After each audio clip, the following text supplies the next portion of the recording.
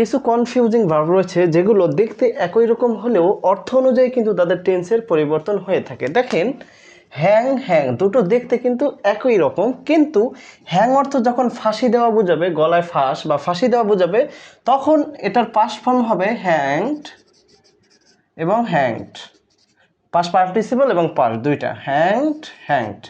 কিন্তু হ্যাং অর্থ যখন ঝুলানো বোঝাবে, কোনো কিছু ঝুলে আছে ঝুলানো বোঝাবে, তখন হাং হয়ে যাবে, হ্যাং হাং আর হাং। ঠিক আছে। লাই অর্থ মিথ্যা বলা, লাই অর্থ শোয়া। তাহলে যখন লাই অর্থ মিথ্যা বলাবে, মিথ্যা কথা বলা বোঝাবে, তখন লাইট লাইট। কিন্তু লাই অর্থ যখন শোয়া বোঝায়, শুয়ে থাকা, বিছানার উপরে শয়ন করা বা শুয়ে থাকা, তখন বোঝাবে লাই লে লেইন। এটা হলো পাস্ট ফর্ম, এটা হলো পাস্ট পার্টিসিপাল ফর্ম। এখন লে অর্থ রাখা, কোনো কিছু কোনো টেবিলের উপরে বা কোনো কিছুর উপরে কোনো কিছু রাখছেন, সেই রাখা অথবা ডিম পাড়া, মুরগিতে হাসে, অর্থাৎ এই ডিম পাড়া বা রাখা বোঝাতে যখন লে আসবে, তখন পাস্ট ফর্ম হবে লেইট লেইট। ঠিক আছে।